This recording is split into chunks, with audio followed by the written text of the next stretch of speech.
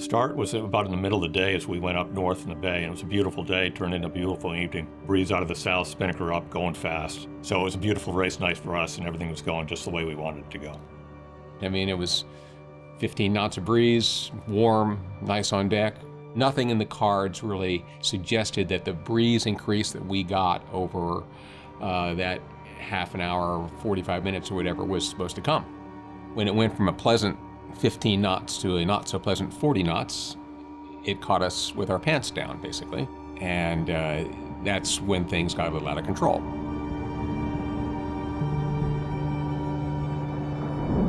We heard a little bit of velocity increase down below, which you can tell the boat is going faster and the wind is picking up. So we had an idea that something was going on. And then we both heard the stomping of the feet, which is basically an all hands on deck signal to come get the sails down and get the boat under control. And at that point, Mark and I both went up topside.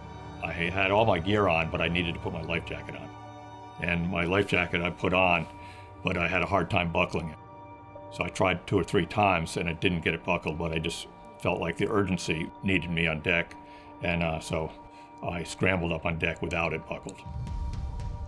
The boat was at its limit of control, and I was steering furiously to try to keep the boat underneath the spinnaker, because if you don't, then you wipe out and the boat crashes. So my position of the boat is aft, either on the helm or helping out in the navigation end of it. And when I went up, I went all the way out to the back of the boat, and as I reached over for the winch, there was a lot of motion on the helm and I was flung over the side. As soon as I got within a foot of the mast, not very far, only 2 or 3 steps, is when I heard the man overboard call.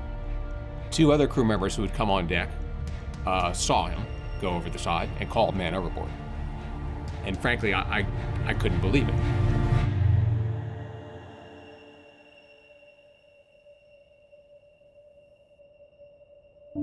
So when I went in the water, the first priority in my mind was to get my life jacket inflated, which had a cylinder in it, but it was not in the automatic mode. So I had to reach inside my Velcro life jacket, find the lanyard, and pull the lanyard to activate my life jacket. I am quite confident that if I didn't get that inflated, I would have drowned in the first 10 minutes. The second thing I did after I got my life jacket inflated was grab my light and hold it up in the air so they could see that I had gone through that first evolution successfully. And the guys in the boat did see the light. Basically, the only thoughts going through my head at that point were get to the sail, get to the takedown line, and let's get it in the boat as fast as possible. So as the boat is traveling 18 to 22 knots at this point, it's covering a mile every few minutes. And by the time we had the operation to get the sail down, we had covered probably 2 miles. The breeze had increased significantly, up touching on 50 to 55 knots probably, and the boat heeled over and was pinned on its side. We were held down approximately a minute to a minute and a half, up to maybe even 2 minutes. It was hard to tell time at the time. You don't know really how far you've drifted when you're lying on your side, trying to get the boat turned around, going back the other way. It was the classic case of a string of small disasters. I didn't have a chance to really think about how serious the situation was. I knew, though, that the boat was leaving at 18 knots and the wind was increasing and it was going to be a long time before they were able to come back. And I pulled my gear out and saw what I had in my life jacket, which was a AIS transmitter, a knife, a life jacket, and a whistle. So I started blowing the whistle a little bit and holding the light up, but the light, which was a brand new light with brand new batteries, failed.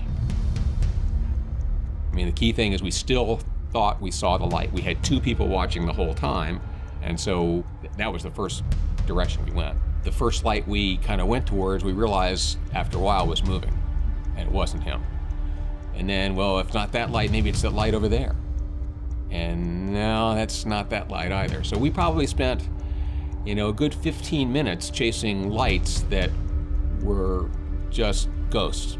And we formulated the best search plan was to head back straight where we came from and try and retrace our steps to get back where we were. Once you get into it and you start heading back that way is when you have time and space in your brain for all the thoughts to creep in. And when you start doing the math of, the chances of success, they're very, very small. Keeping positive and focused in that situation is very, very difficult because you just feel a crushing weight of impossibility basically pushing down on you. I had no illusion that they would be back in the near future. My job was surviving, and that's what I concentrated on. I was worried about going unconscious as the night went on and falling out of my life jacket. I tried several times to buckle that life jacket, but I couldn't get it done. So I had to hold the 2 lobes basically together around with my arms. At that point, I was thinking about family and things like that. I had kept the whistle in my mouth, and I was blowing it on every breath.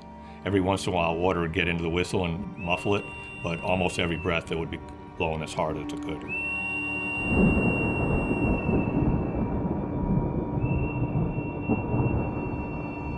You know, somebody said, I think I hear a whistle. I said, you don't hear a whistle. You can't hear a whistle out here. It's loud. It's windy. It's stuff's flapping and crashing and banging around. Then we started to listen for it by knocking the motor back so we could hear. And then, sure enough, a couple of us began to start to hear it. And then we sort of had a vague idea of where it was. And so we started we'd head that way for a little bit. And then we'd kill the engine. And then we listened some more. And I think that's a whistle. That was finally hope. I saw the light off in the distance, and I started blowing that whistle as hard as I could. So as we approached the area that we were really homing in on Mark's whistle, another boat was coming up, and they actually were able to put a spotlight on Mark. And when he was illuminated, then we really knew that we were going to get him back at that point.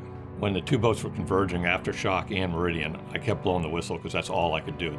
With all the gear on, boots and foul weather gear, there was no swimming even a few yards.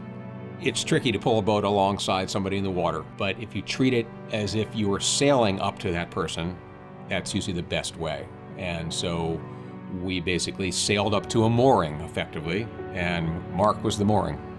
But once I was able to get my hands on Mark physically, it was an overwhelming relief. It was like a flood that just washed over. And the first thing to do was get him on the boat and get him warmed up once we had him.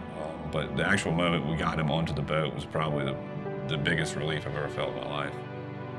I was told once I got on board and I was lying flat on my face on the floor that I said, that was close, that was close. And it was very close. Without a life jacket, he would not have lived. Without the whistle and without the searchlights, we would not have pulled it off. There was no chance we would have seen him without the whistle and lights in those conditions. It was pitch black. I have two whistles. My new life jacket has the original whistle that saved my life, and I have another whistle. This past summer, we went back and did the race again. So we got back on our horse. And it was a miserable race, too. But we went and did it, and so we crossed that one. But no, I think that if anything, it strengthened the bond on our team and definitely in our trust in each other.